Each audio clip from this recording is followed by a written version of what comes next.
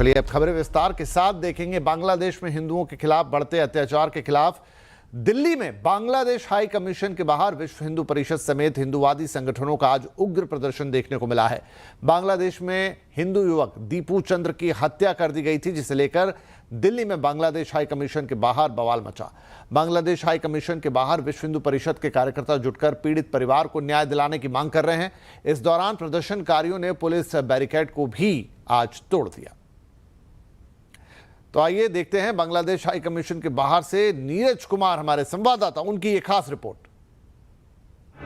विश्व हिंदू परिषद और बजरंग दल के कार्यकर्ताओं ने दूसरा बैरिकेड तोड़ा, लेकिन कुछ कार्यकर्ताओं को पुलिस जो है यहाँ बसों में बैठा चुकी है और इन कार्यकर्ताओं को पकड़ के देखिए इस तरह की तख्तियों के साथ बैठे हुए। बांग्लादेश हिंदुओं पर अत्याचार नहीं सहेंगे। विश्व हिंदू परिषद और बजरंग दल के कार्यकर्ता बसों के अंदर यूनुस सरकार के खिलाफ नारेबाजी करते हुए पहला बैरिकेड तोड़ा। दूसरे बैरिकेड पर करीब 1.5 से 2 घंटे तक यहाँ रहे और उसके बाद दूसरे बैरिकेड को भी तोड़ा, लेकिन पुलिस ने पहले से तैयारी कर रखी थी और इस तरह से जय श्री राम के नारे लगाए जा रहे हैं। पुलिस मीडिया के लोगों को यहाँ से हटा रही है, लेकिन बसों में बैठा लिया गया है। विश्व हिंदू परिषद और बजरंग दल के कार्यकर्ताओं को यहाँ से बांग्लादेश उच्चायोग करीब 1 किलोमीटर की दूरी पर है, लेकिन 1 किलोमीटर दूर से ही पुलिस ने विश्व हिंदू परिषद के कार्यकर्ताओं को यहाँ रोका है। और दूसरी तरफ ये बस आपको दिख रहा होगा, दूसरी तरफ आपको तस्वीरें दिखाई। जो बैरिकेड तोड़ा था पुलिस ने उसे दोबारा उसी जगह पर लगा दिया है। 20 से 30 कार्यकर्ता आगे बढ़े थे, लेकिन पुलिस उन्हें हटाने में कामयाब रही है, उन्हें बसों में बैठाने में कामयाब रही है। और लगातार यूनुस सरकार के खिलाफ ये कार्यकर्ता नारेबाजी करते हुए और इन्हें स्थानीय थाने में ले जाया जाएगा और लगातार इनका जो विरोध है वो दूसरी तरफ जारी है। लेकिन कुछ कार्यकर्ताओं को पुलिस यहाँ बसों में बैठाने में कामयाब रही है, हिरासत में लिया है और इन्हें स्थानीय थाने में ले जाया जाएगा। और ये जिस मांग को लेकर विरोध कर रहे हैं कि बांग्लादेश में हिंदुओं की सुरक्षा को सुनिश्चित किया जाए, यूनुस सरकार के खिलाफ नारेबाजी की जा रही है और बांग्लादेश उच्चायोग तक ये लोग जाना चाहते हैं इसी मकसद के साथ, ताकि बांग्लादेश में हिंदुओं पर अत्याचार रुके, दीपू दास के हत्यारे को सजा मिले।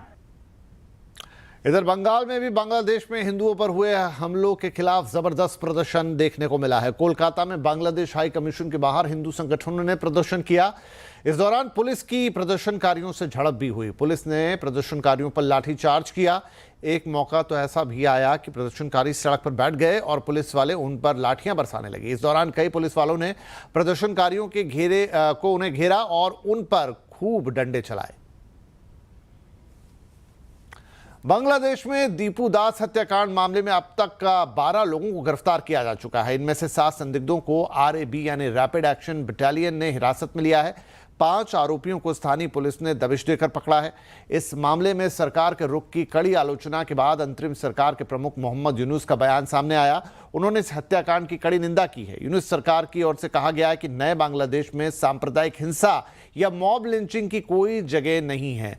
सरकार की ओर से कहा गया है कि दोषियों के खिलाफ सख्त कानूनी कार्रवाई की जाएगी और किसी को बख्शा नहीं जाएगा। वहीं जांच में बड़ा खुलासा हुआ है। बांग्लादेशी अधिकारियों और पुलिस की अब तक की जांच में यह सामने आया कि दीपू दास पर लगे ईश निंदा के आरोपों का कोई सबूत नहीं मिला है। इधर कांग्रेस सांसद इमरान मसूद ने भारत सरकार से बांग्लादेश के मामले में दखल देने की मांग की है। इमरान मसूद ने कहा कि बांग्लादेश में हिंदुओं पर जुल्म हो रहा है, ऐसे में भारत सरकार को एक्शन लेना चाहिए। वो भारत विरोधी माहौल अगर वहां पे बना रहे हैं तो भारत को सख्त जवाब देना चाहिए। हमें सख्त जवाब देना चाहिए। इंदिरा जी ने दिया था ना जवाब इनको। इंदिरा जी का तो बनाया हुआ देश है। एक बार घुस जाइए लेकर के शेख हसीना को, लीडर तो है ही हमारे पास उनकी। घुस जाइए एक बार लेकर के शेख हसीना को। इन्होंने तमाशा बना दिया, वहां लोगों को मारेंगे इस तरह से। बॉर्डर के ऊपर लोग दौड़े दौड़े फिर रहे हैं, इधर हम लोग अपने बॉर्डर टाइट किए हुए हैं। कम से कम हिंदुओं को आने तो वो बेचारे इतने परेशान हैं वहां। इधर जेडीयू के नेता केसी त्यागी ने कहा है कि पाकिस्तान समर्थक जमात इस्लामी बांग्लादेश में चल रही हिंसा के लिए जिम्मेदार है। जमात समर्थक हिंसा फैलाकर भारत और बांग्लादेश के रिश्तों को और खराब कर देना चाहते हैं। 1971 में भारत सरकार के सक्रिय सहयोग से मुजीबुर रहमान के नेतृत्व में बांग्लादेश का निर्माण हुआ था। बांग्लादेश में विकास हुआ, लेकिन पाक समर्थक जमायत इस्लामी और कुछ तत्वों को ये मंजूर नहीं था। लिहाजा कभी उपद्रव करके, कभी भारत के खिलाफ नफरत फैला करके वो भारत और वहाँ के रिश्ते खराब करना चाहते हैं। असम के मुख्यमंत्री हिमंता बिस्वा शर्मा ने चिकन नेक को लेकर एक बड़ी बात कही है। उनका कहना है कि कूटनीति या ताकत के दम पर भारत को चिकन नेक की चौड़ाई का दायरा 20 से 22 किलोमीटर तक बढ़ाना होगा। वहीं बांग्लादेश की यूनुस सरकार पर भी हिमंता ने भविष्यवाणी करते हुए कहा कि जो लोग अभी बांग्लादेश की सत्ता में हैं वो बहुत दिन तक रहेंगे नहीं। बांग्लादेश हमें एक बांग्लादेश जैसा देश भी हमें धमकी देते हैं चिकन नेक को लेके। जेएनयू में जो देशद्रोही खड़ा होते हैं वो लोग भी हमकी धमकी देते हैं चिकन नेक के लिए।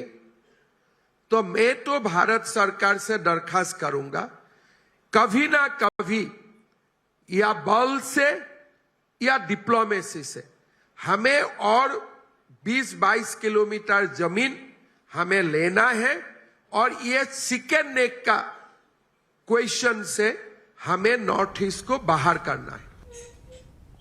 इधर रूसी राजदूत अलेक्जेंडर ग्रेरोविच खुजीन ने बांग्लादेश की यूनुस सरकार को आईना दिखाया है। उन्होंने बांग्लादेश सरकार को भारत के साथ तनाव कम करने की नसीहत देते हुए कहा है कि बांग्लादेश जितनी जल्दी भारत से तनाव कम करके संतुलित रास्ता खोजेगा उतना बेहतर होगा। इसके साथ ही उन्होंने बांग्लादेश को 1971 की याद दिलाते हुए कहा कि बांग्लादेश की आज़ादी में भारत का अहम योगदान रहा है। रूस ने भी बांग्लादेश की उस वक्त मदद की थी। Share our concern regarding the situation here also. I mean the geopolitical situation. The sooner you reduce the tension and find a way for reducing this tension with India, the better. Because since, as you has already mentioned, historically since 1971, when Bangladesh has gained the independence, mostly because of Indian help as well. चलिए अब इसके बाद कुछ और खबरों का रुख करते हैं। बाजार का हाल देख लेते हैं। निफ्टी वीकली एक्सपायरी के दिन दायरे में आज बाजार कारोबार करता हुआ दिखाई दिया। सेंसेक्स निफ्टी की एक फ्लैट क्लोजिंग आज हमने देखी है। वहीं मिड कैप खासतौर पे फ्लैट क्लोज हुआ है, लेकिन स्मॉल कैप इंडेक्स हल्की बढ़त बनाने में कामयाब रहा। मार्केट का पूरा हाल हमें बताएंगे आशीष चतुर्वेदी। देखिए, निफ्टी की वीकली एक्सपायरी के दिन मार्केट में काफ़ी तेज़ उतार चढ़ाव देखने को मिला, लेकिन क्लोजिंग के समय अगर आप देखें तो ठीक ठाक मार्केट की ओवरऑल ब्रेथ देखने को मिली। दिन के दौरान आप देखें तो निफ्टी 26,200 के भी पार निकला और आज बहुत सारे सेक्टर्स ऐसे थे जहां पर आपको ज़बरदस्त एक्शन नज़र आया। सबसे पहले अगर आप देखें तो सीमेंट स्टॉक्स पर खास नज़र रखनी चाहिए। कारण ये भी है कि जिस प्रकार से अदानी समूह ने एक पूरा मेगा मर्जर अनाउंसमेंट किया है, पूरे सेक्टर पर इसका इम्पैक्ट आता है। हालांकि स्टॉक्स में देखें तो अंबुजा और एसीसी में कोई खास इम्पैक्ट नहीं था। अल्ट्राटेक में 1-1.5% की तेज़ी देखने को मिली, लेकिन सबसे ज़्यादा बड़ा एक्शन आपको नज़र आया रेलवे स्टॉक्स में। आज हो सकता है कि प्री बजट रैली जो है वो मार्केट में थोड़ी सी फैक्टर इन हो रही है, क्योंकि आप कोई भी रेलवे स्टॉक को देखें सिर्फ और सिर्फ बड़ी तेज़ी नज़र आई। इरकॉन है, रेलटेल, टीटागढ़, आरवीएनएल, सब में बड़े मूव नज़र आए। इसी के साथ मेटल स्टॉक्स ऐसे हैं जो लगातार मार्केट की तेज़ी में आउट परफॉर्म कर रहे हैं। आज का सेशन भी ऐसा था जहां पर एनएमडीसी स्टील को देखें, माइनिंग स्टॉक्स में आप देखें कोल इंडिया भी है, एनएमडीसी स्टील के साथ NMDC, Hindustan copper, Tata steel, Hindustan zinc, सभी में अच्छे मूव्स नजर आए। और खासतौर पर फोकस में रहा कोल इंडिया, क्योंकि यहाँ पर कुछ अच्छे टेलविंड्स नज़र आ रहे हैं। इसके चलते स्टॉक में काफ़ी दिनों के बाद 400 का स्तर पार किया। चोला फाइनेंस खबरों के बीच यहाँ पर देखें तो शानदार ओपनिंग आपको देखने को मिली। वहीं पीएसयू स्टॉक्स में देखें तो काफ़ी ज़्यादा जो बीटन डाउन नेम्स है यहाँ पर अब थोड़ी सी रिकवरी के संकेत आपको देखने को मिल रहे हैं, जैसे पीएफसी है, आरईसी है और बीएमएल और एनएलसी इंडिया, ये भी हल्की बढ़त के साथ बंद हुए हैं। जल्दी 2025 खत्म हो जाएगा और नया साल दस्तक देगा, तो कैसा रहेगा बाजार के लिए नया साल 2026? इस पर कैरलियन एसेट मैनेजमेंट के फाउंडर विकास के मानी से खास बातचीत की सीएनबीसी आवाज के मैनेजिंग एडिटर अनुज सिंघल ने। 2025 से बेहतर होगा, ये मान के चलें क्या? जी, मेरा बिल्कुल मानना है कि 2026-25 से बहुत बेहतर होगा। बेहतर ही नहीं, बहुत बेहतर होगा। उसका कारण ये है, पिछले 12 महीने में आप देखेंगे तो काफ़ी पॉजिटिव डेवलपमेंट भी हुए हैं। लास्ट ईयर जो एक कॉर्पोरेट अर्निंग स्लो डाउन होने का एक सबसे बड़ा कारण भी था कि हमारी एक मॉनेटरी टाइटनेस चल रही थी। पिछले गवर्नर जो थे शक्तिकांत दास साहब, उन्होंने एक सिस्टम में रुपये को डिफेंड करने के लिए नेगेटिव सरप्लस डेफिसिट क्रिएट कर दिया था। 3.5 लाख करोड़ का डेफिसिट हो गया था। फिर जनरल इलेक्शंस आए तो वहाँ पे गवर्नमेंट रिलीज पेमेंट नहीं करती है, तो उसकी वजह से भी लिक्विडिटी स्क्वीज हुई थी। लोन की ग्रोथ को उन्होंने कम किया था। अगर आप देखेंगे तो ये नए आरबीआई गवर्नर्स जो साहब आए हैं, उन्होंने इंटरेस्ट रेट्स को काटा है, डेफिसिट को सरप्लस कर दिया है। One of the reason of rupee depreciating is also because he wants to keep the liquidity very strong in the system. Growth oriented policies आई हैं, तो एक monetary stimulus at work है। दूसरी तरह से आप देखें तो fiscal stimulus at work है। गवर्नमेंट ने इनकम टैक्स रेट कम किया है, GST रेट्स कम किया, तो you have both monetary and fiscal stimulus at work, but it is clouded by lot of factors such as tariff war which is there, global context, currency. So मुझे लगता है कि आप जब इस बेस पे बैठे हुए और इस साल हम बहुत बड़े अंडर परफॉर्मेंस से भी बाहर हैं, अगर मैं इमर्जिंग मार्केट की भी बास्केट देखो तो इंडिया ने बहुत बड़ा अंडर परफॉर्म किया है। तो आप वो सारे कैरेक्टरिस्टिक्स ऐसे दिशा में बताते हैं कि रिस्क रिवॉर्ड यहाँ से बेहतर है, वैल्यूएशंस करेक्ट हो गया बिकॉज अर्निंग, और मुझे लगता है कि अर्निंग की भी ग्रोथ जो है अभी यहाँ से बेटर ही रहने वाली है। ये हम पिछले 6 महीने से कह रहे हैं कि second half of 25-26 will be very good year from earning growth perspective. तो मुझे लगता है कि रिस्क रिवॉर्ड मार्केट के अंदर फेवर में है। ऑफ कोर्स जो कुछ चिंताएं हैं अंतर्राष्ट्रीय स्तर पे, जो AI बबल फूटेगा कि नहीं फूटेगा, वो सब की चिंताएं जो हैं वो हैं, उनका कोई आंसर नहीं है। वो अब किसी को भी पता नहीं चलेगा कि कब वो फूटेगा। पर जहाँ तक भारतीय बाजारों की, भारत इकोनॉमी की एक स्थिति नज़र आती है, मुझे लगता है हम एक अच्छे कंफर्टेबल सिचुएशन में हैं और 26 का साल 25 के साल से काफ़ी अच्छा होने की उम्मीद है। सोने चांदी के दाम लगातार दूसरे दिन भी आज ऑल टाइम हाई पर रहे। सोना आज 1,38,000 रुपये प्रति 10 ग्राम तक पहुंचा, वहीं चांदी की कीमत 2,16,000 रुपये प्रति किलो के ऑल टाइम हाई पर पहुंच गई है। तो क्या है इस तेज़ी के पीछे की वजह और यहां से क्या ये तेज़ी और बरकरार रहेगी, बता रही हैं हमारी कमोडिटी एडिटर मनीषा गुप्ता। जी हाँ, एक नया दिन और नया ऑल टाइम हाइज। 50 बार इस साल में सोने ने ऑल टाइम हाइज बनाए हैं और हमने ऑलमोस्ट $4500 प्रति आउंस के लेवल्स यहाँ पर बनते हुए देखे हैं। इस साल सोने ने 70% रिटर्न्स आपको दिया है और 1979 के बाद ये पहला ऐसा साल है जब इतनी ज़्यादा तेज़ी सोने में बनती हुई नजर आई है।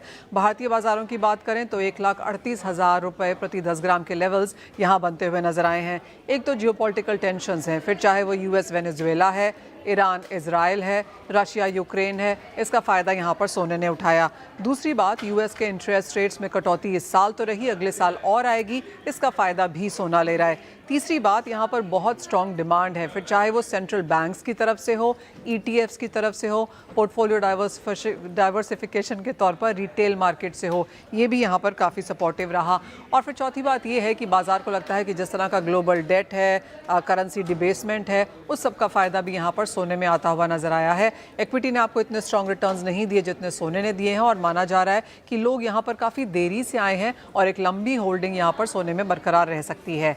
चांदी ने तो सोने को भी आउट परफॉर्म किया है 140-142% रिटर्न्स के साथ।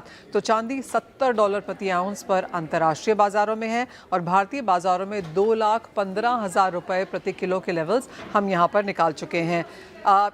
यहाँ पर जो सोने के लिए सारे फंडामेंटल्स हैं वो तो हैं ही, लेकिन साथ ही साथ इंडस्ट्रियल डिमांड बहुत स्ट्रॉन्ग है, इन्वेस्टमेंट डिमांड बहुत अच्छी है। बहुत सारी चांदी US में बैठी है क्योंकि US वालों को लगता है कि 15% टैरिफ ना लग जाए, तो उसके पहले बहुत सारा स्टॉक वहाँ पर इकट्ठा कर लिया गया है। तो वो चांदी यूज़ में नहीं है लेकिन वहाँ पर स्टॉक होके पड़ी है, बहुत ईजिली अंतर्राष्ट्रीय बाज़ारों में नहीं आ रही है। तो इसका हमने एक स्क्वीज़ बनता हुआ देखा जिसका प्रीमियम चांदी के प्राइसेस में है। साथ ही साथ ETF की डिमांड काफ़ी स्ट्रॉन्ग है यहाँ पर। और पिछले 10 सालों की बात की जाए तो माइन सप्लाई करीबन 80 मिलियन आउंसेस से गिरी है, वो भी यहाँ पर प्राइसेस में देखने को मिल रहा है। US ने यहाँ पर चांदी को क्रिटिकल मिनरल लिस्ट में डाल दिया है, उसका भी एक सेंटिमेंट पॉजिटिव आया। और साथ ही साथ काफ़ी सारे जो हेज फंड्स थे, बैंक्स थे, वो चांदी में शॉर्ट करके बैठे थे या चांदी में उनका कोई एक्सपोजर ही नहीं था, तो वो भी जैसे जैसे चांदी में आते गए प्राइसेस में ये नज़रिया हमें देखने को मिला। और यहाँ से भी एक्सपेक्टेशन है कि जी हाँ, एक मुनाफा वसूली ज़रूर आ सकती है क्योंकि भाव बहुत चढ़ चुके हैं, लेकिन डिप्स पे खरीदारी की राय अब भी बरकरार। चलिए, तो डिप्स में खरीदारी की राय है। मनीषा बता रही कि भाव काफ़ी ऊपर है तो करेक्शन का खतरा हमेशा ऐसे में रहता है। एनीवे, डिप्स पे खरीदारी की राय। आगे बढ़ते हैं अब कुछ और खबरों पर नजर डालेंगे। संसद में पेश सिक्योरिटी मार्केट कोड का एक प्रस्ताव लिस्टेड कंपनियों के लिए एक नई मुसीबत पैदा कर सकता है। सूत्रों के मुताबिक कोड के तहत सेबी को किसी कंपनी की जांच शुरू करने से पहले शो कॉज नोटिस जारी करना होगा। इस नोटिस को तत्काल एक्सचेंज पर डिस्क्लोजर के तौर पर देना कंपनी के लिए अनिवार्य होगा। इससे क्या परेशानी होगी, समझने के लिए बात करेंगे अपने सहयोगी आलोक प्रियदर्शी से। तो आलोक, के जो प्रस्तावित सिक्योरिटी कोड है, इसके और डिटेल्स हमें बताइए और इससे क्या चेंजेस आएंगे।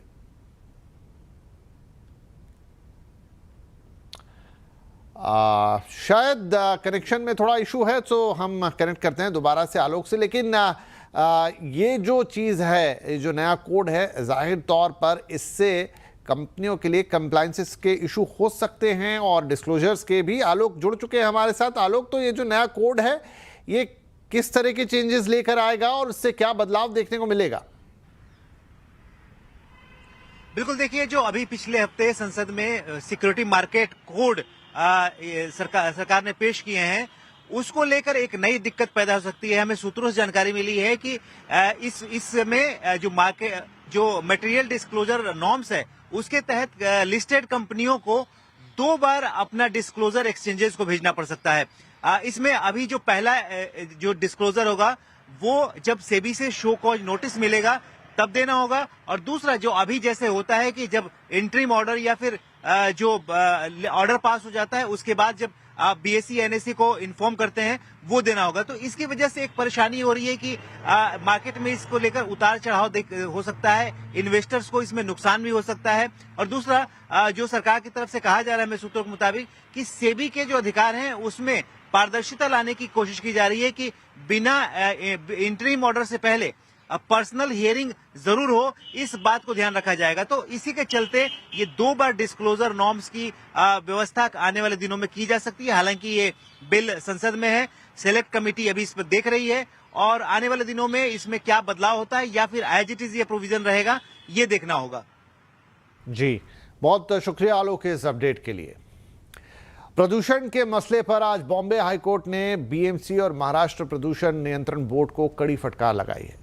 कोर्ट ने प्रदूषण नियंत्रण गाइडलाइंस को कानून के समान बताते हुए निर्देश दिया है कि गाइडलाइंस का सख्ती के साथ पालन किया जाए।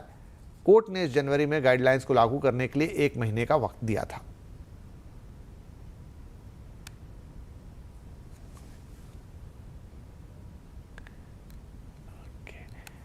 महाराष्ट्र में बीएमसी चुनाव से पहले बड़ी सियासी हलचल भी शुरू हो गई है। दरअसल एक साथ 2 बड़े डेवलपमेंट हो रहे हैं, यानी चाचा भतीजा शरद पवार और अजीत पवार एक साथ आएंगे। इसका औपचारिक ऐलान 26 दिसंबर को अजीत पवार करेंगे। एनसीपी के दोनों गुटों के विलय को लेकर हुई गुप्त बैठकें पूरी हो चुकी हैं और अब जानकारी मिल रही है कि सिर्फ आधिकारिक घोषणा बाकी है। खबर यह भी है कि शरद पवार गुट के उम्मीदवार अब घड़ी यानी कि क्लॉक चिन्ह पर चुनाव लड़ेंगे। इधर ठाकरे बंधु भी अब एक साथ नजर आ रहे हैं। राज ठाकरे और उद्धव ठाकरे बीएमसी चुनाव से पहले एक हो गए हैं और कल इसकी औपचारिक घोषणा होगी।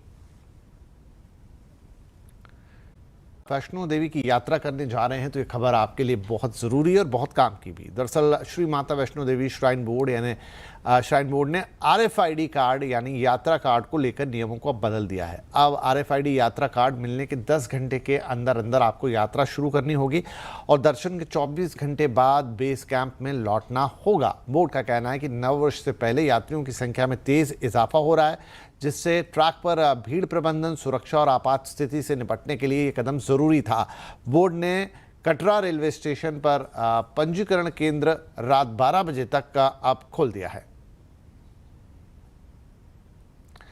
इस साल इंडिया के फूड ऑर्डर ने धमाल मचा दिया है। आधी रात के बाद खाने के ट्रेंड में चौंकाने वाले नंबर्स आए हैं। 10 मिनट डिलीवरी ऐप्स ने भी गेम बदल दिया है, फिर खाने का ही टाइम बदल चुका है। इस सब पर आज बात करेंगे हमारे कंज्यूमर अड्डा स्पेशल में, जो कि हमें बताएगा कि 2025 में जो फूड ट्रेंड्स हैं, खासतौर पे वो खाना जो आप मंगा के खाते हैं, वो कैसा रहा। तो खाते खाते बीती रातें, आज का कंज्यूमर अड्डा देखिए हमारे साथ शाम 5:57 पर।